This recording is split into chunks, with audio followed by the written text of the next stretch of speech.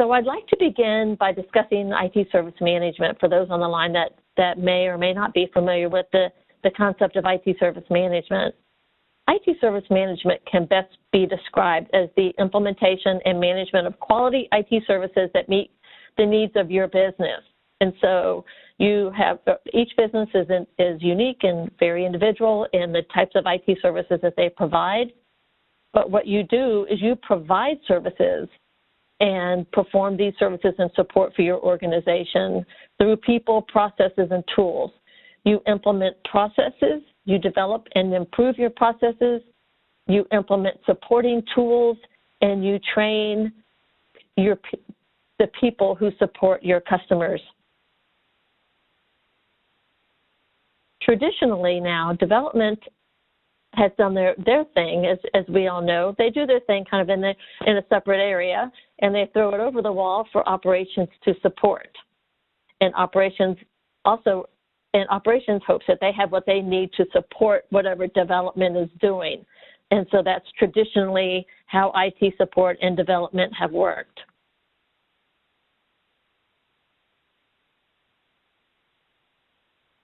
So IT operations, as far as IT operations goes, we are very customer-centric. We're focused on developing standardized processes and improving customer experience. It's very important for us to know that our customers are having a high rate of customer satisfaction. They're pleased with our IT support, and we are considering and always looking at tools that can improve the tracking of issues, changes, and for auditing purposes. And we're also looking at monitoring tools for events to better understand what's going on in the environment and to help in anticipating the needs of our customers. IT operations is also tracking assets and configuration items as well. It's very important that IT operations knows where their devices are, who's using them, who owns them, and the relationships to the configuration items in the CMDB. So if you're in support operations, you understand the services that you provide. But for what goes on in the development organization, you may be wondering what exactly this group does. Do they follow a process? Do they create code? What do they do? And do they create code and deploy it into production and expect IT operations to support them? So it's important to understand that the software development is the process of computer programming, documenting, testing, bug fixing. It's involved in creating and maintaining applications and frameworks that result in the software product. So we have development going on with software coding, software product releases, and we have IT support, our IT operations in the other vein, providing support for our customers. So software deployment focus is on deploying code and releases that meet business demand, utilizing rapid deployment tools and agile methodologies. You will find many software development organizations utilizing agile Scrum boards, Kanban boards to track their work and to focus also on reducing risk through quality and testing activities. So that's their focus. One of the main objectives for software development is also to deploy code without error. So they want to make sure that they get that code out, they get it out quickly, they're meeting the business needs, and they don't want a lot of rework. So now enters the DevOps movement. And as you can see here, DevOps is a movement that emphasizes collaboration and communication of software developers and IT operations professionals, but at the same time automating the process of software delivery and infrastructure changes. And we'll talk about change management and how you can improve your processes to meet this objective, and incident management to work hand in hand with these software developers. So the DevOps focus is to eliminate bottlenecks. They're trying to figure out where the bottlenecks are in their deployments and remove those bottlenecks so they can deploy quickly and they can deploy rapidly. They are not interested in checks and reviews. They want to eliminate the unnecessary approvals that need to happen. They are also eliminating activities that result in rework. So they want to make sure that they deploy code that is has been tested, that is ready for deployment and signed off, and there's no rework. And they are also eliminating the duplication of work. The DevOps focus is to consolidate roles where possible to increase, like I mentioned, deployments and releases. And they often will be substituting these parallel activities for sequential activities. So so the DevOps focus is to have tasks that can be conducted in conjunction with other tasks, rather than having to wait for one activity to be completed before they do another. They're also focused on removing waste and streamlining processes through feedback loops that they have continuously through the code deployment activities, as well as the end release as well. So there's a continuous feedback that's happening from testers, from quality, from users, and so they are improving these processes to make sure that they keep streamlining and improving processes and removing waste along the way. And they implement several different techniques and methodologies to do this. So how can ITSM processes be improved based on this is a question that we often hear. They've got such a different focus than ITSM. And for those in IT organizations that have spent so much money, time, and resources in implementing ITIL framework aligned processes, what does that mean with this new DevOps movement? Does that mean that ITIL or our ITIL processes are no longer valid? Does it do away with them for the sake of rapid deployments? And so just exactly what does that mean?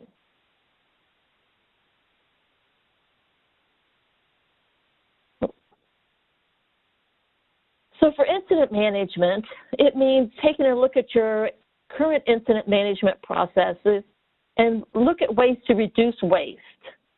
Look for what is delaying the incident resolution. Oftentimes, you may have an incident that has been assigned to a group to work it, and there's nothing happens to it. It becomes a bottleneck in getting that issue resolved. Look at what the bottlenecks are and do away with those bottlenecks. Fix the issues that are causing the incident delay, and streamline your incident management processes. Clearly define roles and responsibilities, and look for opportunities to consolidate roles where possible. If there are things that the service desk agents can do rather than at the same time that a Tier 2 support would be doing something, or in lieu of a Tier 2 support person, then utilize them, utilize the responsibilities of the service desk agents to increase your first contact resolution and to provide support in this DevOps environment. As you can see here, I reference blameless postmortems. Oftentimes when we're working with major incidents, there will be a lessons learned that is performed after a major incident. Within the lessons learned, often there is the need to identify who caused the incident. Consider changing the focus of these sessions to identify the issue of what caused the incident or the bottleneck or what caused the incident, and fix it so that it doesn't happen again. Rather than looking for the who, look for the what happened and fix that issue rather than pointing blame.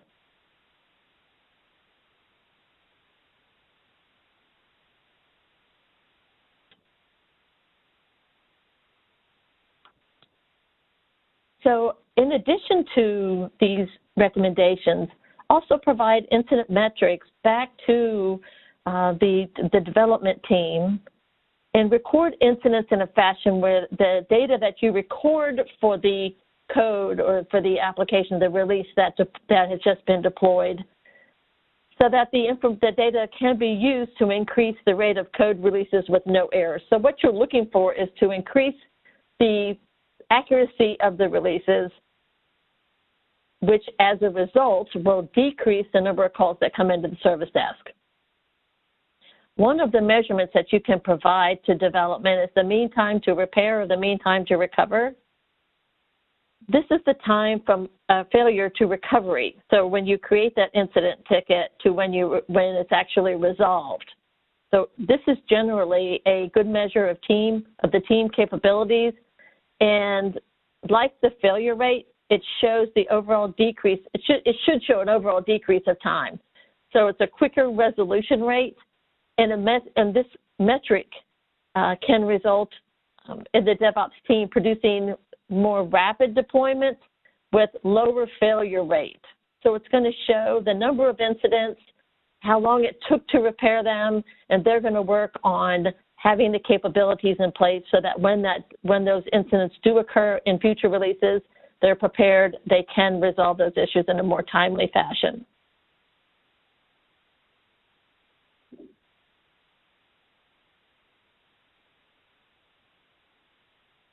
So for problem management, of course, streamline the problem management process. Engage problem management earlier in the incident lifecycle. And when I talk about streaming it, there are many organizations that really have not even developed a problem management process. They haven't developed the criteria for identifying when issues would warrant a problem investigation. And so it's not something that's done very commonly or on a repeatable basis. And so they really don't have an understanding of what's going on in the environment and understanding of what issues through problem management can be resolved. So take from the DevOps movement and this continuous improvement and develop or streamline your problem management process to include proactive problem management. Many organizations do only reactive problem management. They do it only if 5 incidents create with the same categorization over this period of time. Implement proactive, so you're constantly or over a period of time, once again, every 2 weeks, every quarter, every month, you're reviewing data, you're looking at trending, so you're identifying issues that are going on in the environment quicker, you're putting fixes into place on a more frequent basis, and so you're reducing the number of calls that come into the service desk. That is ultimately what you're trying to do. You're trying to keep your customers up and running, and you're trying to reduce the number of calls that come into the service desk. It provides, as a result, your customers are more productive, and your customer satisfaction rates will go up. So for change management, develop your change management process to work with development. So, and I'll explain about that in just a minute. Review your change management processes and streamline them, reducing unnecessary approvals, as well as automating approval processes where possible. So let's talk about change management processes. So in the traditional ITIL aligned change management process, the goal is to have a change controls over your production environment. So for code that's being released, or for, once again, repeatable type code changes that are going on, implement those as standard changes. Take a look at the types of things that are being deployed and determine which of those can be considered standard changes, so that when it comes time for those code changes to be implemented, then they have already been defined as standard changes and they can go right through into the implementation phase. That's important. So in order to work better with DevOps, streamline the change management process so that what they're trying to do doesn't get bogged down. It's not a bottleneck, and you have a more efficient change management process by increasing the number of standard changes. And implement an automated approval process. So, and what I mean by that is taking a look at the changes that may be able to be implemented simply by tasks that have been configured, certainly in a system, or just an automated approval process, so they don't have to go to a cab. They don't have to go through a process that would be manual in nature. It's automated in your change management tool for quick, once again, moving changes through your production environment. Focus your post-implementation reviews on improvements. For those that do conduct post-implementation reviews after, say, normal changes or emergency changes, once again, rather than the looking to see why you had to do that emergency change or who caused that change to have to be an emergency change, look at ways that you can take the lessons learned from that post-implementation review and put permanent fixes into place, improvements into place, so that those changes aren't having to be presented again, or those issues don't happen again. So kind of look at revamping your post-implementation review agendas to include ways that you can improve the processes that you have in place. Are there any questions so far?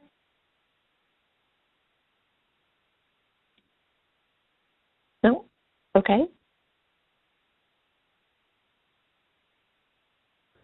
So for release management, put controls in place to manage code changes. So from a release perspective, often that I would suspect that you're working relatively closely with development for release changes, for code changes.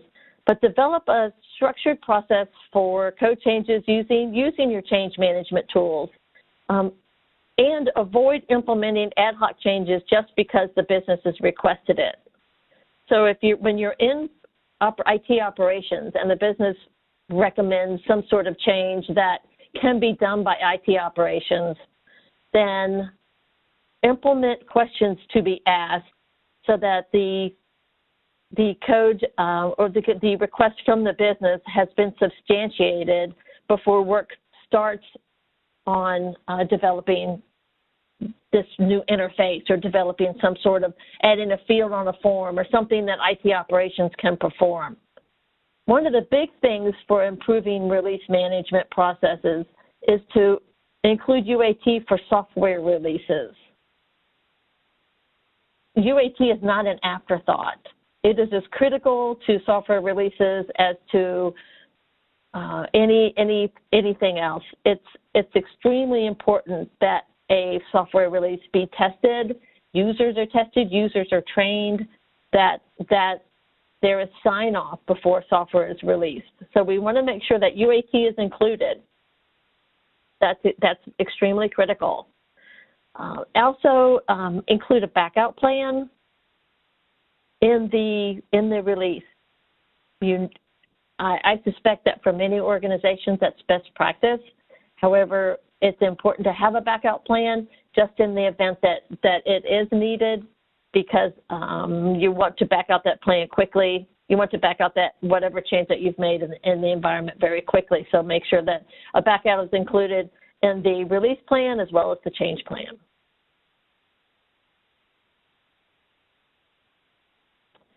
Now, from a security management perspective, it's important to implement a security process that includes involvement in both development and operations life cycles.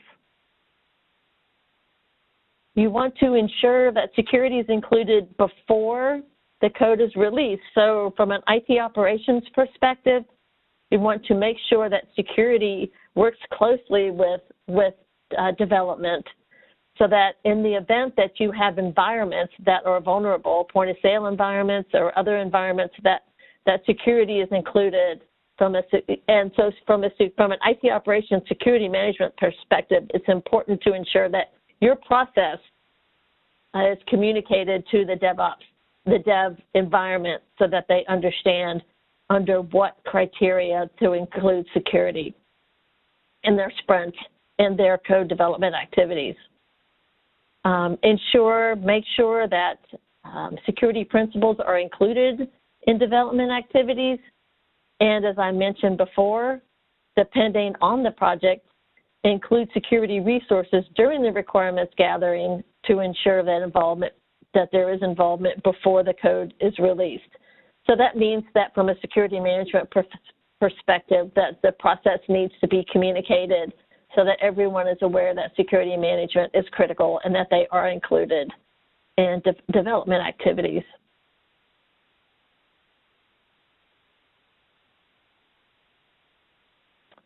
So to wrap up here, as mentioned, you can see here that this is from the DevOps Institute, and it's very important, is that every organization has ITSM processes in place. They do. And we work with many clients who have implemented ITSM processes utilizing the ITIL framework. And many of our clients have implemented continuous service improvement practices, which are based on the business needs. And so improvements in these areas can be accomplished by applying DevOps principles over the foundation of the ITIL-based processes. So once again, you've developed ITIL processes, you've developed them based on framework best practices. Review those processes, look for ways to reduce waste and to streamline them so that they're faster, quicker, more efficient, whether it be incident resolution, whether it be change management approval processes, whether it's your problem management processes, implementing proactive problem management early, whether it be release management so that you're implementing and improving your release checklist. These are all very important in working with development because they're working very quickly. You want to make sure that they have the information and that there are open avenues of communication between the two. And the best practice recommendation here is to begin with your key ITIL processes, the one that are strongest as far as maturity in your organization. And take a look, like I mentioned, in improving those, whether their incident management is your strongest, your key ITIL process in your organization, or whether it's change management, but begin there to see how you can take from the principles for DevOps and improve the processes in your organization.